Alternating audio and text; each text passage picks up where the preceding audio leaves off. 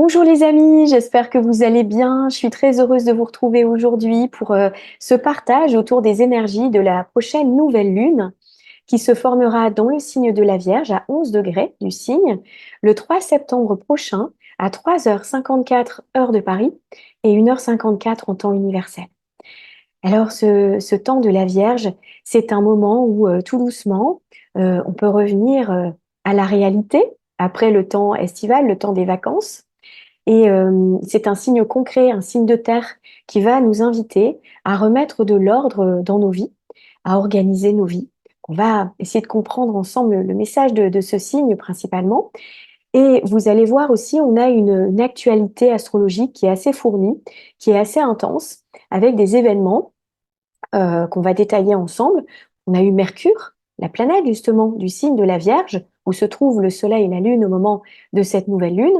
Mercure, qui a repris un mouvement direct depuis le 28 août. Nous avons Pluton, la planète des grandes métamorphoses en profondeur, bien qui retourne pour la dernière fois dans le signe du Capricorne du 2 septembre au 19 novembre prochain. On va essayer d'en comprendre les messages également ensemble. Uranus, la planète du Verseau, où a séjourné la Pluton, Pluton qui retourne en Capricorne. Uranus, donc qui entame sa rétrogradation le 1er septembre. Vous voyez, donc ça, c'est vraiment quasiment au moment de cette nouvelle lune. Nous avons toujours en toile de fond le carré de Saturne à Jupiter, qui était précis le 19 août dernier. Vous avez peut-être ressenti quand même ce mois d'août, qui était assez chargé énergétiquement. Donc le retour, ce carré qui est en train de se défaire, on va essayer d'en parler ensemble et voir un petit peu quelle peut être la suite finalement Il y a des événements qui se sont produits tant sur le plan personnel que sur le plan collectif avec ce carré. Et nous avons alors une petite note quand même aussi positive avec cette Vénus, Vénus, la planète de l'amour, la planète du lien affectif, planète de nos valeurs, qui entre chez elle aujourd'hui même, où j'enregistre cette vidéo, le 29 août, dans le signe de la Balance. Voilà. Alors, vous voyez, on a une actualité qui est quand même assez chargée. Alors bon, je vais essayer d'être simple et assez structurée, on va dire, dans cette vidéo, parce que je me suis dit, avant de l'enregistrer, je me suis dit, mais il y a tellement de choses à dire. Comment je vais faire? Donc, avec ce Mercure là qui vient juste de retourner en mouvement direct, j'espère que je vais savoir organiser tout ça. Voilà. Alors, donc, c'est au départ, peut-être, on va parler de ces énergies du signe de la Vierge. Alors, la Vierge, c'est un signe de terre. C'est un signe mutable, c'est-à-dire de fin de saison, qui est la transition entre deux saisons. C'est-à-dire qu'on termine, là on le voit, on termine l'été, on va arriver sur le temps des récoltes, des moissons, qu'on va terminer certaines choses qui sont en cours, et pour préparer justement la prochaine saison qui s'en vient, la saison d'automne. Donc c'est un signe de transition qui permet de faire le bilan de ce qui a été, de compter, de ranger, de trier, de planifier la saison qui s'en vient, de remettre de l'ordre. Voilà, alors concrètement, comme également bien, sur le plan symbolique, ça peut être davantage aussi dans nos vies en général, dans certaines situations, on peut laisser derrière, faire du tri, vous voyez, sur ce qui n'est plus juste pour nous, pour laisser de la place à un futur qu'on souhaite, à d'autres choses, d'autres projets. Donc c'est un moment de bilan où on décide de faire le tri, de faire le ménage. Ça peut être également sur le plan relationnel aussi, mettre fin à certaines relations, voilà, pour pouvoir démarrer quelque chose d'autre après. Donc le but du signe de la Vierge étant d'améliorer, d'améliorer son quotidien, d'améliorer sa vie, d'assainir, de purifier.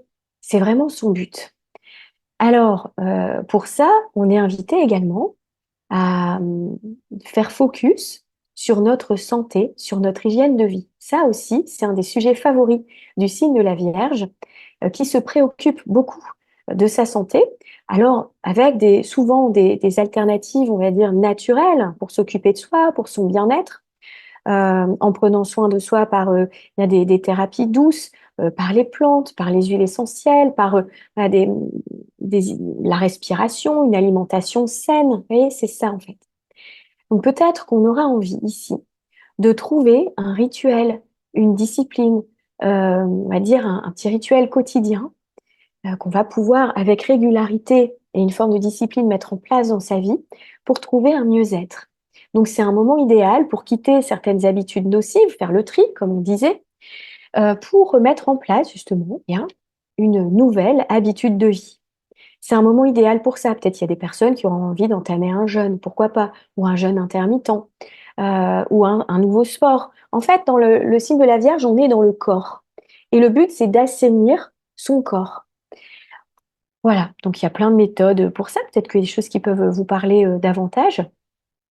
Le signe de la Vierge, c'est un signe également qui est très dévoué aux autres, qui a besoin de se sentir utile, même parfois indispensable, et qui a un naturel à rendre service, à être dévoué. C'est un petit peu aussi un signe infirmier qui prend soin, qui aime bien être aux petits soins pour l'autre.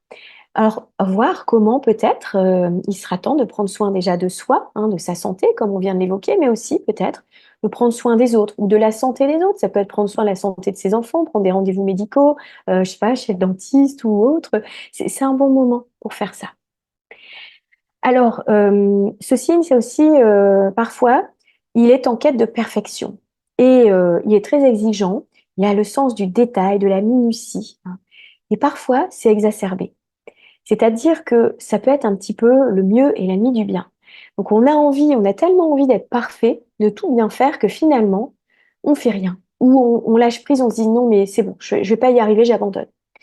Donc, ou je suis pas encore assez bien, ou ça suffit pas, c'est pas assez.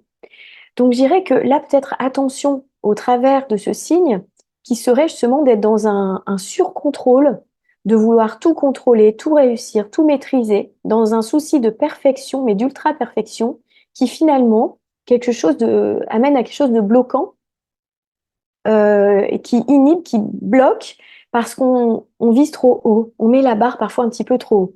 Alors bien sûr que c'est bien de vouloir d'essayer de faire de son mieux, c'est toujours bien sûr, c'est super important pour ne rien regretter et puis pour que ça soit aligné avec qui on est, hein, de mettre de la conscience dans ce qu'on fait. Et parfois aussi, comme je dis, ça peut être bloquant. Donc attention à ce travers. Il y a également aussi l'esprit critique de la Vierge qui parfois peut être un petit peu trop critique. Alors le discernement, c'est aussi hein, une grande qualité du signe de la Vierge, mais l'esprit critique, voilà, c'est un peu le travers.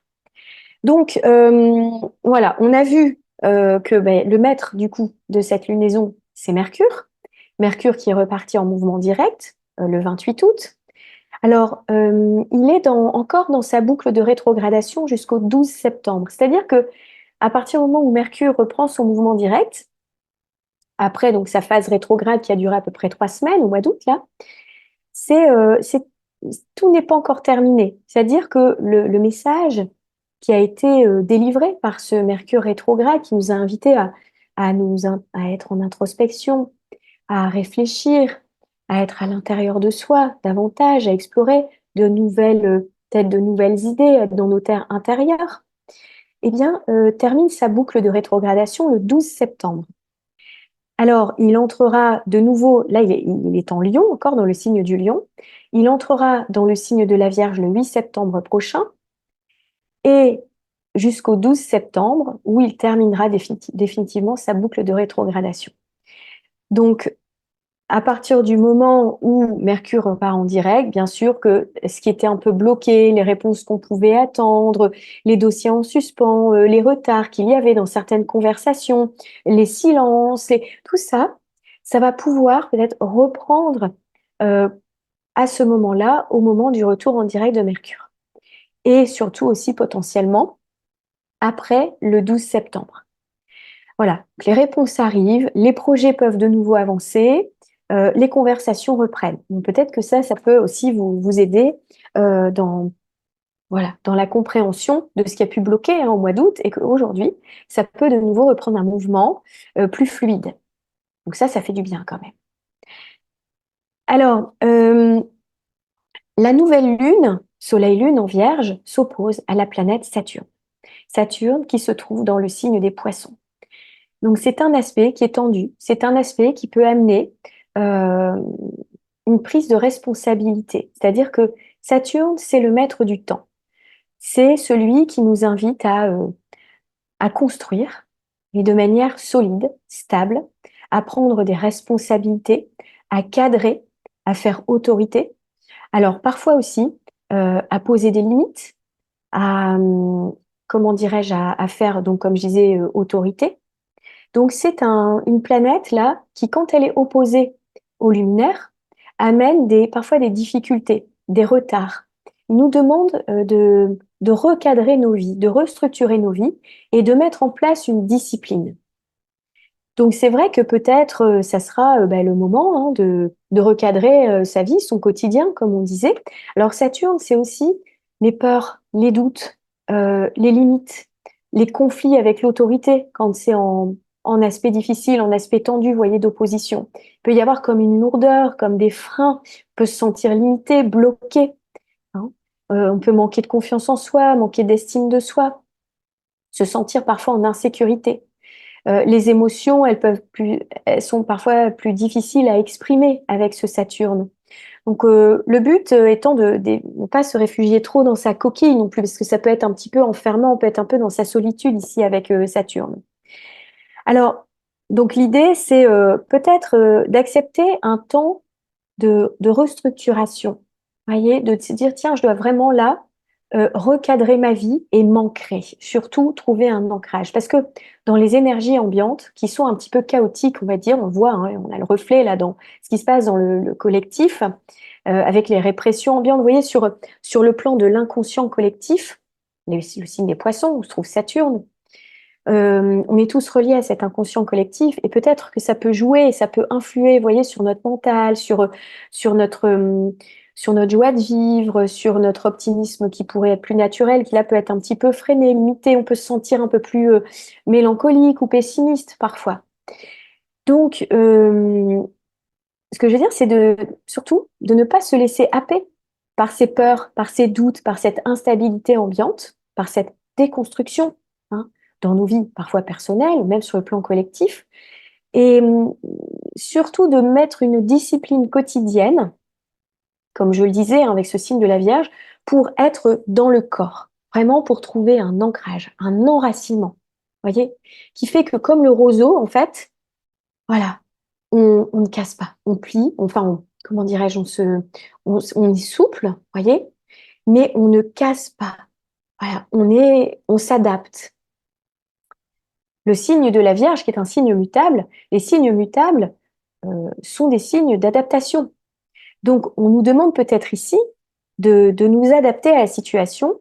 Et là où on peut trouver un confort, où on peut trouver une sécurité, pour moi, c'est dans la discipline de la vie quotidienne. C'est en étant dans le corps, c'est en assainissant nos vies, notre hygiène de vie aussi, parce qu'en purifiant en fait les canaux d'énergie, c'est-à-dire que quand on assainit sa vie sur le plan du corps, donc par la nourriture saine, par des médecines saines, par finalement une respiration. On oublie de respirer parfois.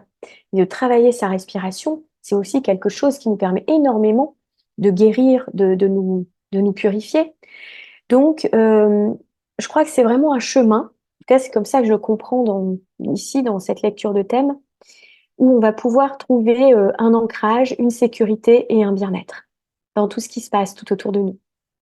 Mais ça nous demande des efforts, Saturne, ça nous demande de prendre des responsabilités, ça nous demande d'être adulte, responsable et comment dire, il y a un côté un peu parfois ascète, vous voyez, c'est-à-dire que voilà, on n'est pas forcément dans les plaisirs de la vie avec Saturne, mais on est dans une construction. C'est-à-dire que ça porte toujours ses fruits. Saturne a toujours quelque chose à nous apprendre et là, je pense qu'il nous invite à remettre du sacré, à nous élever. Et, euh, et ça passe par le corps ici. Donc, à nous élever, à remettre du sacré dans nos vies pour éviter de sombrer dans quelque chose de négatif, voilà, de perturbant, vous voyez, sur le plan des énergies. Parce que là, c'est flottant hein, quand même. Hein. On peut sentir parfois du flottement. C'est pas toujours simple à vivre. Donc voilà. Moi, c'est en tout cas comme ça que je comprends les énergies du moment. Alors, on a ici également la toile de fond qu'on a expérimenté ce mois d'août avec le carré de Jupiter à Saturne, puisqu'on parle de Saturne, on va continuer un peu dans la thématique. Donc Jupiter qui se trouve en Gémeaux, Saturne en Poisson. Donc on a vu ici, avec Saturne en carré à Jupiter, donc Saturne qui représente l'autorité, mais en carré, c'est une autorité vraiment tyrannique. On peut être dans quelque chose de très strict, qui censure, qui limite.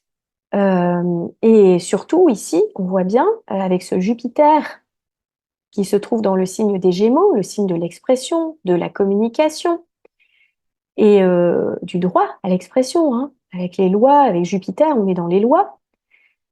Ce carré qui s'est produit le 19 août pendant la rétrogradation de Mercure, Mercure, la planète des Gémeaux où se trouve Jupiter, on voit bien que ici, l'autorité, représentée par l'État, hein, Saturne représente les États, on voit bien qu'il y a une répression, une autorité qui censure la liberté d'expression.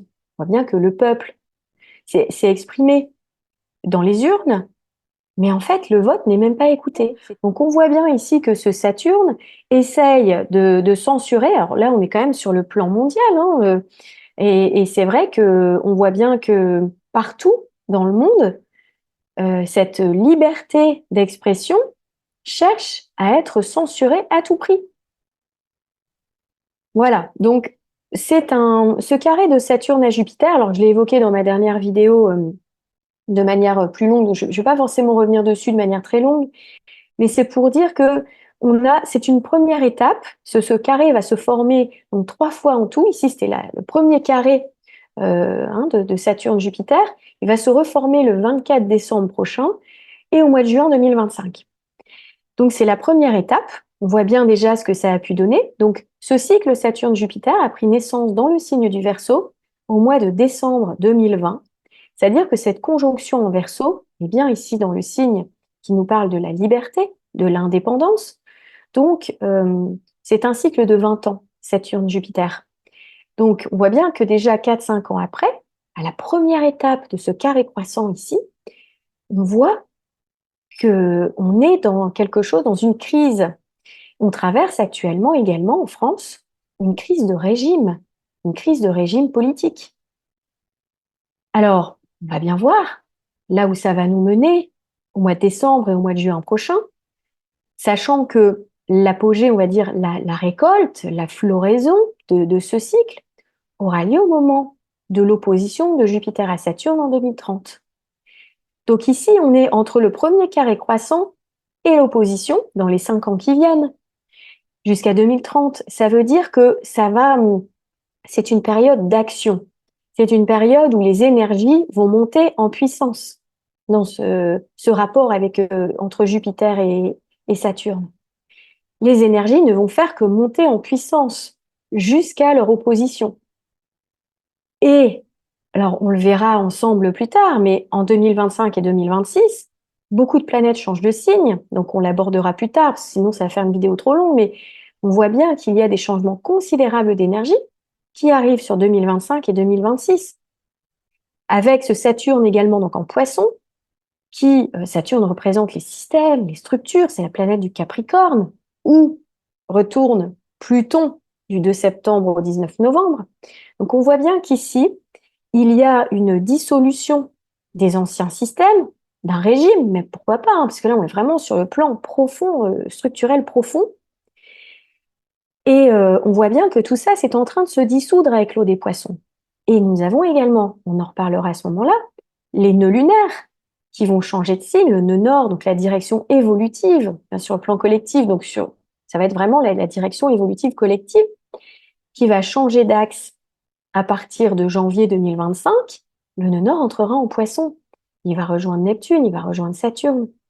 Donc là aussi, c'est toujours, vous savez, les nœuds lunaires, en fait, l'énergie des nœuds lunaires est toujours sous-jacente à tout ce qui se passe. C'est vraiment tout ce qui est profond dans les mutations ici collectives. Donc on va bien être sur une fin des choses en Poisson, avec les nœuds lunaires qui transitent un signe pendant 1 an et demi. Donc on voit bien que jusque 2025 et 2026, on va arriver sur un délitement, sur une fin des choses. Alors, il y a des choses qui vont rester, hein, au niveau des valeurs fondamentales, certainement, mais sur le plan collectif, vraiment, on va vers des changements importants. Alors, et c'est vrai que là, tout paraît un petit peu chaotique. Ça a des répercussions mondiales, hein, ce qui se passe en France, partout, on en parle, hein, dans tous les médias principaux, dans plein de pays du monde, hein. C'est vraiment, voilà. Donc vraiment sur le plan collectif, là, on arrive à cette fin des choses, cette mutation en profondeur, et c'est dans le chaos, là, on y est, hein, c'est dans le chaos que naissent les nouvelles solutions. Je rappelle quand même que le passage de Pluton en Verseau, il y a 250 ans, a amené à la Révolution française, c'était un changement de régime politique. Donc ici, est-ce que avec les 20 ans de Pluton en Verseau, lorsqu'il aura terminé son passage en Capricorne ici, à partir donc, du 19 novembre prochain, il va rentrer vraiment pour de bon en Verseau pour 20 ans, jusqu'en 2043, 2044, on va potentiellement changer de régime politique. C'est tout à fait possible. En tout cas, le visage de la société va changer complètement avec le passage de Pluton. Voilà, donc ce qui se passe, c'est fort. Et je crois qu'on ne va que dans comment dire, des énergies croissantes, hein, jusqu'à 2030, tout au moins. Bien sûr qu'il y aura d'autres transits après ça. Et là, on va vivre 5 ans de réformes en profondeur sur le plan social. Alors, en parlant du signe du Verseau, on va aller voir un petit peu Uranus. Uranus qui passe en mouvement rétrograde à partir du 1er septembre et ce jusqu'à fin janvier 2025. Donc, pendant 5 mois à peu près, la planète rétrograde dans le signe du Taureau, dans le signe de nos valeurs, hein, le signe du Taureau. Donc, c'est Uranus rétrograde. C'est un moment où possiblement nous allons vivre des changements, parfois de l'imprévu, quelque chose dans notre vie qui arrive de manière inattendue. Ça peut être sur le plan professionnel, sur le plan relationnel, ou sur une situation, quelque chose qu'on n'attend pas forcément. Et Uranus, en fait, il vient un petit peu comme disloquer le flot continu des choses. Il vient nous apporter quelque chose, comme je disais, d'inattendu, d'imprévu. Et c'est aussi un temps, ces 5 mois de rétrogradation d'Uranus. Alors, c'est bien de regarder dans quelle maison astrologique pour vous se trouve Uranus pour savoir un petit peu quel est le secteur de vie qui va pouvoir être impacté chez vous. Les maisons astrologiques sont les secteurs, les domaines de vie et les domaines d'expérience qu'on a. Et Uranus, c'est le mouvement rétrograde, vous savez, c'est toujours un mouvement un peu plus d'intériorisation. Et ici, pour assimiler quelque part les contenus inconscients des changements qu'on a vécus depuis les 6 derniers mois tout au moins, voire depuis l'année qui s'est écoulée.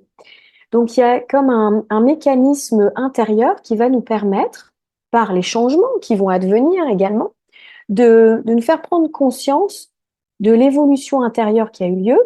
Et c'est vrai qu'Uranus, c'est l'éveil, c'est les prises de conscience, c'est la libération. Donc comment on peut peut-être réfléchir à gagner davantage en liberté, en autonomie, en indépendance, euh, comment dirais-je, comment changer sa vie, comment amener des changements en profondeur dans sa vie. Donc il peut y avoir des phases de réflexion, de prise de conscience pendant toute cette rétrogradation. Donc ça, c'est surtout au niveau, on va dire, de nos valeurs fondamentales avec le taureau. Bon. Et puis, donc, de notre rapport eh bien, à l'argent, au matériel, le rapport à la nature, à notre manière de gérer nos ressources également. Donc tout ça, ça peut être des questions où on peut revisiter quels sont nos systèmes de valeurs, nos bases également en taureau. Voilà, donc c'est un travail intérieur qui s'invite et qui va durer potentiellement quelques mois. Donc voilà, voir comment ça se manifeste aussi dans vos vies. Nous avons donc Pluton également qui quitte le Verseau à partir du 2 septembre pour rester sur le 29e degré du Capricorne, donc le degré anarétique, c'est-à-dire le degré où est concentrée l'énergie du signe et où on termine quelque chose. Alors, euh, le 29e degré, on dit que la planète qui s'y trouve a déjà un pied dans le signe suivant. Donc, on va dire que Pluton ne quitte pas totalement le Verseau, mais il se trouve quand même dans le signe du Capricorne. Et il vient terminer effectivement le travail qu'il a mené depuis 2008, depuis son début, il transite dans le signe du Capricorne, donc sur les transformations, les mutations en profondeur, structurelles, systémiques de nos sociétés, et pour nous montrer finalement ce qui est caché, ce qui n'est pas révélé au grand jour. Hein. Avec Pluton, on est dans les profondeurs là. Et il vient changer en profondeur, eh bien, justement, tous ces mécanismes systémiques. Alors, à voir également dans nos vies. Alors, on revisite un petit peu le passé, là. C'est vrai qu'avec Pluton qui retourne en Capricorne, c'est possible qu'on revisite un petit peu notre passé pour apporter les derniers changements, opérer les derniers changements qui ont besoin d'être actés. Le Capricorne, c'est un signe concret, c'est un signe qui nous permet eh bien de modifier la structure de nos vies, tant sur le plan personnel que sur le plan collectif. Alors, Pluton, c'est aussi le pouvoir. Le pouvoir, donc peut-être ici, on le voit, il y a bien ces abus de pouvoir qu'on a hein, carrément, hein, on va dire même ce coup de force, quasiment ce coup d'État qui a eu lieu en France. Là, on va revisiter peut-être quelque chose qu'on a pu expérimenter déjà, eh bien déjà en 2020, lorsqu'on avait eu la triple conjonction donc de Pluton, Jupiter et Saturne en Capricorne. Et tout par-delà, hein, c'est vrai il y a des résonances finalement avec ce qui s'est passé, à voir sur le plan collectif là où ça nous mène, mais ce passage de Pluton sera assez bref dans ce signe du Capricorne. Donc revisitons un peu notre passé, peut-être clôturons certains chapitres, certaines manières de fonctionner, certaines structures de vie, dire au revoir à tout ça, et pour passer vraiment à quelque chose de nouveau. Quand Pluton va retourner en Verseau, Pluton repartira en direct le 11 octobre également, dans le signe du Capricorne. Donc ça peut être une date importante aussi au mois d'octobre. Et voilà, donc l'invitation, c'est ça, c'est de terminer peut-être, de tourner des pages, de ne pas avoir peur, d'aller revoir son passé et dire ça, c'est terminé pour moi, pour pouvoir ensuite ouvrir vraiment une toute nouvelle page lorsque Pluton reviendra en Verseau, à partir du 19 novembre. Hein. Et penser davantage du coup à son futur, à sa nouvelle vie, à tout ce qu'on va pouvoir eh bien, créer de nouveau dans sa vie. Voilà, donc ça va être un moment aussi à observer, voir un petit peu ce qui se passe. Donc, on aura l'occasion d'en reparler ensemble hein, jusqu'au 19 novembre de toute façon. Et ensuite, on va alors parler un petit peu plus de Vénus, voilà, pour mettre un petit peu plus d'amour dans tout ce qui se passe là, ici. Donc, Vénus, la planète de l'amour, du lien affectif, entre dans le signe de la Balance ce 29 août où j'enregistre cette vidéo. Alors cette Vénus qui entre dans le signe de la Balance, donc c'est Vénus, la planète de l'amour, du lien affectif, la planète eh bien, de nos valeurs aussi, de notre manière de nous aimer, de nous valoriser. C'est la planète aussi des partenariats, des ententes, des alliances, de la paix, de l'équilibre, de la recherche d'équilibre, de l'harmonie, de la conciliation. Donc Vénus, elle se sent très bien en Balance, elle est chez elle. Le signe de la Balance étant le signe des partenariats, hein, de l'amour et du couple. Donc c'est bon pour la vie amoureuse, pour la vie affective, pour les amitiés. On va avoir envie de tisser des liens, on est sociable, on a envie de penser à l'autre, de passer du temps avec les autres, de partager. Donc tout ça, c'est tout ce qu'on va pouvoir ressentir avec le passage de Vénus en Balance. Et potentiellement, donc pour les personnes qui sont en couple, peut-être ça peut être un nouveau niveau d'engagement. Ça peut être remettre de l'équilibre aussi dans le couple, de l'harmonie, faire la paix, pourquoi pas avec quelqu'un, se réconcilier. Pour les célibataires, ça peut être l'occasion de faire une rencontre, des rencontres. Ça peut être une rencontre d'ailleurs importante, une rencontre prépondérante, hein, vraiment qui est marquante dans la vie aussi. Et alors tout dépend. Alors, c'est vrai que c'est bon pour les balances, évidemment, hein, pour les personnes qui ont des points ou des planètes dans le signe de la balance, ceux qui reçoivent eh bien, cet aspect, on va dire, de manière harmonique. Donc les Gémeaux, les Verseaux, tous les autres signes d'air. Et puis aussi les signes de feu, Sagittaire, le Lion. Alors pour le Bélier aussi, ça peut être, mais c'est peut-être un petit peu plus tendu pour le Bélier, qui est le signe en opposition, mais en même temps, ça peut aussi faire avancer euh, la vie amoureuse, la vie affective. Hein. Alors pour les personnes qui sont natives du signe du Capricorne, du Cancer ou qui ont des planètes ou des points dans ces signes-là, il y avoir des choses qui bougent aussi. Alors peut-être avec des défis à relever davantage, mais en tout cas, quoi qu'il en soit, Vénus en balance pour tout le monde. Tout le monde a de la balance quelque part dans son thème. C'est bon pour la vie relationnelle. Voilà, donc ça, c'est quand même une bonne nouvelle. C'est quelque chose, après le passage de Vénus en Vierge, qui était peut-être un petit peu plus réservé, un petit peu plus timide, un peu moins dans la sensualité. Là, on est ici avec une Vénus qui a envie de plaire, qui a envie de charmer, qui a envie de séduire, qui a envie de s'occuper aussi de son image, qui peut-être aussi a envie de remettre de la beauté, de l'harmonie. C'est autour d'elle, donc dans sa maison, réaménager, décorer son intérieur. On a besoin de mettre du beau, de l'harmonie.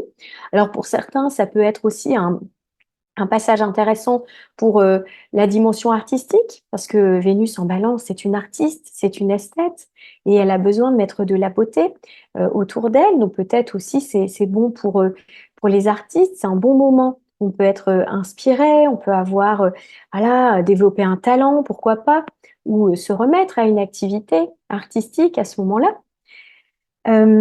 Donc ça, c'est le point positif. Alors, au moment de cette, comment dire, de cette nouvelle lune, Vénus va se trouver à 5 degrés du signe de la Balance, en conjonction à la lune noire, qui est à 5 degrés Balance également, et en conjonction au nœud sud, et en conjonction à Junon. Alors, il peut y avoir au moment de cette nouvelle lune, et puis peut-être qu'on va expérimenter au fil de cette lunaison, une Vénus qui potentiellement a une problématique à résoudre. C'est-à-dire qu'il peut y avoir dans les schémas affectifs, dans la manière d'aimer, dans la relation que vous êtes en train de vivre actuellement, ou dans l'expérience de vie que vous avez sur le plan vénusien, sur le plan de l'amour, de la vie amoureuse, peut-être d'anciens schémas qui vont se réveiller au niveau peut-être d'une blessure d'amour, d'un manque, euh, voilà, donc d'une difficulté, une problématique. Et effectivement, ça sera le moment peut-être de laisser derrière, avec le nœud sud, de laisser derrière une problématique, on va dire, karmique, relative au passé, sur le plan relationnel. Alors, est-ce qu'il y a des peurs? Est-ce qu'il y a des blocages? Est-ce qu'il y a des... Vous voyez, ça dépend de ce que vous expérimentez. Mais potentiellement, alors ça peut être une rencontre déterminante pour certains, parce qu'on est quand même en contact avec le nœud sud, hein, quelque chose de karmique ici qui peut se jouer très fortement, des rencontres d'âme aussi, mais potentiellement aussi on peut être bien confronté à ses propres peurs, à ses manques, à une blessure pour pouvoir la libérer, pour pouvoir la laisser derrière avec le nœud sud. Mais c'est peut-être une reconnexion avec ça, peut-être une situation qui va arriver qui fera que, voilà, on va avoir un travail à faire dans la dimension affective, amoureuse, relationnelle. Donc, Pluton, qui est très bien relié quand même encore en trigone, va aider à transmuter, à transformer, vous voyez, à créer une alchimie pour venir peut-être guérir une situation douloureuse qui a peut-être besoin d'appartenir au passé, hein, qui a peut-être besoin d'évoluer, vous voyez, pour en terminer avec ce qui bloque, avec ce qui peut être gênant.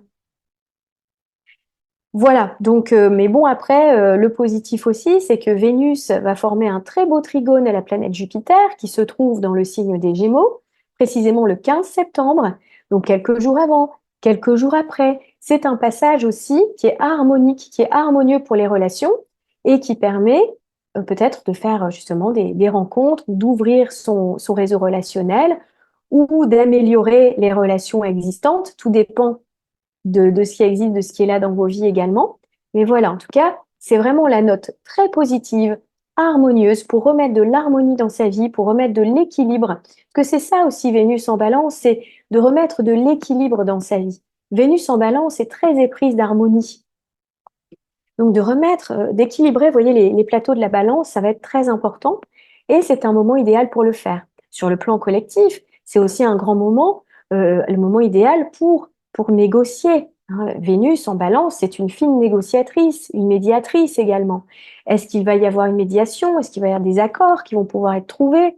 De la paix, de l'harmonie qui sera remise aussi. En tout cas, c'est un bon moment pour négocier. À mon avis, il y aura des discussions, il y aura des dialogues hein, sur ce qui se passe, en tout cas en France. Bon, après, dans les autres pays, potentiellement aussi. C'est un moment où on peut pacifier. Mais il peut y avoir une problématique effectivement à régler. Donc, sur le plan collectif, on le voit bien. Sur le plan personnel, à voir ce qui se présente à vous. Voilà les amis, ce que je voulais partager avec vous. J'espère que ça a été pour, avec la voix, que c'était pas trop désagréable aussi, un petit peu moins rauque que les autres, les jours précédents. Mais alors, j'ai pour vous tiré aussi donc pour terminer cette vidéo. Alors, ça tombe bien parce qu'on vient un petit peu aussi d'en parler. J'ai tiré une carte de cet oracle Libération énergétique hein, d'Isabelle Serre. Et j'ai tiré la carte lien toxique, vous voyez, avec une petite paire de ciseaux comme ça qui vient couper, qui vient couper un lien. Alors, donc je vais vous lire le petit message. Ça va bien certainement aussi avec cette Vénus en balance, conjointe à la lune noire et au nœud sud. C'est vraiment de laisser derrière ce qui est toxique. Alors, ça peut être un lien, mais ça peut être aussi un schéma, tout simplement. Je crois qu'on peut le voir de manière un petit peu plus large.